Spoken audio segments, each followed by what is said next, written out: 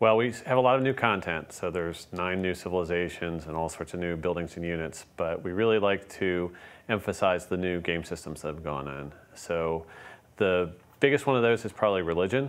Right at the beginning of the game, civilizations can start to worship a pantheon of gods, which gives them one new gameplay benefit. And it just kind of builds from there throughout the medieval and Renaissance periods. We really are excited about that system because it allows players to customize their strategies. When we released Civilization V, we had completely rewritten the combat system. We had completely rewritten the diplomatic system. And to add the religion system, at least as it was, layered on top of that, we thought would be a little bit of overkill. So when Ed really attacked us, and he really wanted to accomplish something that fit with Civ 5, he really dug down deep and came up with something that we think is really, really cool. If I want this to be a game that I can play over and over again, and I don't want to have, the same choices presented to me without a lot of variation. So I like that kind of customization. It's great now that we have the expansion. We have 34 different civilizations to play. So that's a lot of choice right there. When you start a new game up and you decide that you're going to go down the religious path, it starts in a couple ways. First off, there's faith. Faith is a yield in the game, just like culture, science, gold. You get it from buildings, like the shrine or the temple. You might find it among ancient ruins, things that you find. Once you just get up to that little bit of amount, you get to found a pantheon of the gods. It just happens. The clock starts ticking away towards getting a religion. You have to build up a lot of faith for that. And you choose one belief as your people's brush with religion.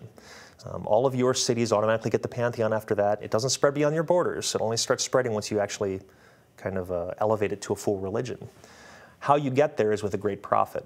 You have a chance to spawn him every turn. But eventually you will get him, and when you do, you can actually use him to found a religion. After you've established your first religion, if you manage to keep building up faith, you can have your great prophet do a holy site, which is going to generate faith, kind of like a landmark will for your great artists. Oh, there's one other thing too. I mentioned missionaries earlier. You can actually spend faith to build missionaries that will help you to spread your religion faster. You can also use an extra great prophet for that. If you have a great prophet later, they can actually spread religion 3 times. They can go up to 3 different cities, boom, boom, boom, before they're expended, and really do a big job of spreading your religion. Well, I like how espionage lets you sort of get a look inside the other civilizations. That system goes in and starts checking in with what the AI is thinking about for those other civilizations. And if your spies have been there long enough and are of a high enough rank, you start to get little tidbits of information about what they might be planning. They can also rig elections. So every 12 turns, what they do if they're unopposed, if there's no other enemy spies in those city-states, is they'll increase your influence a little bit and drop everybody else's a little bit. So it's like a slow drip of water. If you're impatient, you can do what's called a coup. Now, if it's successful, you'll completely take over the allied spot. The person who was there before will take over wherever you were before, so it happens instantly. And if you're not successful, your spy's executed. You lose all your influence. Generally makes a mess of things, but it's for the gamblers out there. I'm a gambler, so I use the button a lot. They have a chance to do a few things. They can either steal a tech, because the more science that city is generating, the faster your spy is going to steal tech. And you'll be able to watch the bar in your espionage UI. And once it fills up, he'll have stolen a tech, and it'll come into being, and bam, you have it. And then he'll start doing it all over again. That's great, because it brings the rest of the world that's going on in the civilization game to life more. You can sort of get the secret plans and thoughts of the other leaders through the espionage system, so that's really what I love. We've always been in an ongoing fight with the game itself to make naval a really compelling part of the game.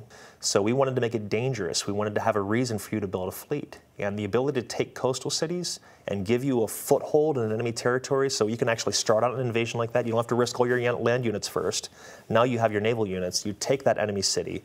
You now have a foothold to land all of your other stuff up behind it and move forward. And one area we definitely found some weaknesses, it was the AI's ability to gather up an army, get that army across the seas. So we made it so that the embarked units can now stack with the naval units. And now a naval invasion just doesn't take as much space on the map.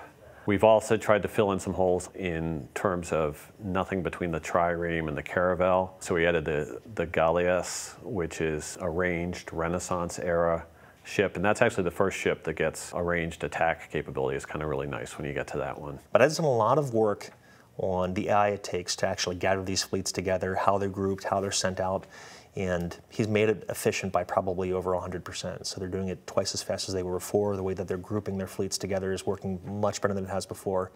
But that kind of AI work, the stray great generals that everybody would notice that the AI had one out in the open, easy to capture, A lot of those things we're really trying to squash to make the whole experience even better.